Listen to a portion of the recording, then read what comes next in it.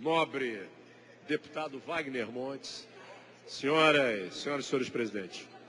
Senhor presidente, estamos em período de debate, reflexões sobre lei de diretrizes orçamentárias para a LOA de 2016. Eu quero trazer aqui às senhoras e senhores deputados algumas considerações que temos, presidente, feitas em todos esses últimos anos no momento que se discute LDO, que são os recursos para a educação. Ou seja, de fato, os compromissos do Estado, e não é só do governo. Nós estamos tratando de uma política que é política de Estado, não pode se limitar às políticas de ações de um governo, que se encerram a cada 4 anos. Nós estamos de um Estado onde, historicamente, temos nos limitado a aplicar os 25% na educação, como determina a Constituição, de mínimos constitucionais para investimentos. O Estado do Rio de Janeiro vem, há alguns governos, insistindo nessa aplicação mínima da Constituição para a manutenção do seu sistema de educação, que são os 25%. Vários estados, senhoras e senhores deputados, vários estados já aplicam percentuais que se aproximam dos 30%. Estados que hoje têm e garantem uma agenda de educação muito mais efetiva no que diz respeito à qualidade que o Rio de Janeiro vem conseguindo fazer.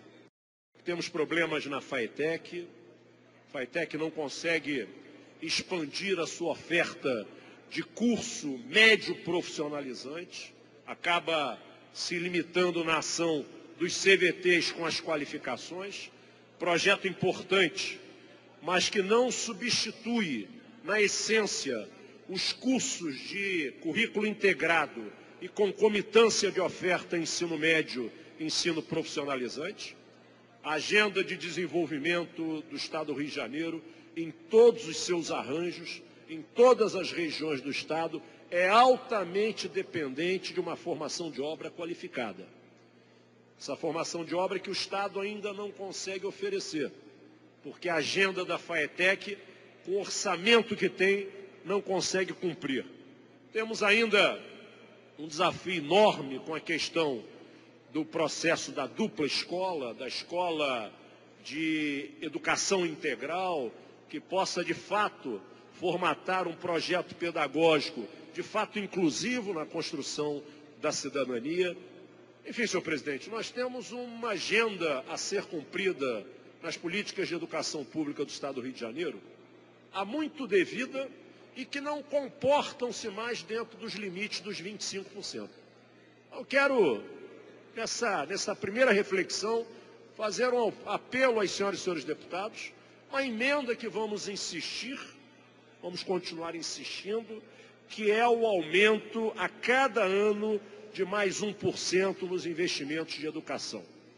Ou seja, tirar o Estado do Rio de Janeiro do limite mínimo constitucional. Senhoras e senhores deputados, é uma curiosidade. Tanto governantes municipais quanto estaduais acabaram entendendo o entendimento, dado pelo Constituinte Federal de mínimo como teto. Os 25% é a garantia de uma aplicação mínima, mas se transformou em teto de investimentos. Os prefeitos e governadores se limitam a cumprir a questão da Constituição, que é um piso e não um teto.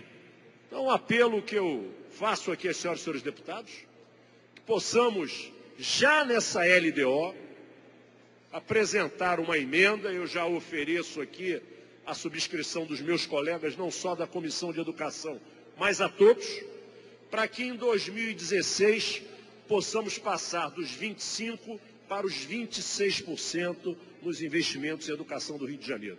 Eu tenho um projeto de emenda constitucional tramitando na casa, ainda não chegou a plenário, desde 2008, a PEC 64, o número não é muito atrativo, mas é o número que a mesa deu, PEC 64, que propõe, caso venha a ser aprovado, que a cada ano o Estado aplique 1% a mais em educação para chegar aos 30%, como já acontecem em alguns dos estados do Sudeste e do Sul do país. 1% a mais em educação, senhoras e senhores deputados, das receitas correntes líquidas representam algo em torno de 250 milhões por ano. Mais 250 milhões por ano na agenda da educação básica e profissional, responsabilidade do governo do Estado, vai agregar um valor significativo para que a gente possa romper um ciclo que tem sido perverso com essa política pública. Segundo ponto são as universidades. Apresentarmos também uma emenda, vamos lembrar que temos uma pauta não cumprida nas universidades do Estado do Rio de Janeiro, que é antiga. A sede da UESO, o regime de dedicação exclusiva dos professores da UERJ com a sua respectiva incorporação, o concurso público para as universidades. O concurso público precisa de orçamento, não dá mais para mantermos universidades com contratos temporários, estamos acompanhando aí a crise que o sistema de ensino superior do Estado do Rio de Janeiro vem arrastando há muito tempo. Então queremos retomar também nesse debate da LDO, temos feito todo ano, o dispositivo que o Constituinte Estadual em 89 introduziu e que hoje é objeto da DIN, que são os 6% das receitas correntes líquidas do Estado para as suas universidades. Vamos lembrar que em 1989, quando o Constituinte Estadual colocou esse dispositivo, tínhamos só a UERJ, só tínhamos uma única universidade. Hoje nós temos 5 instituições de ensino superior no Estado do Rio de Janeiro, mantidas pelo Estado, pelo Tesouro Estadual.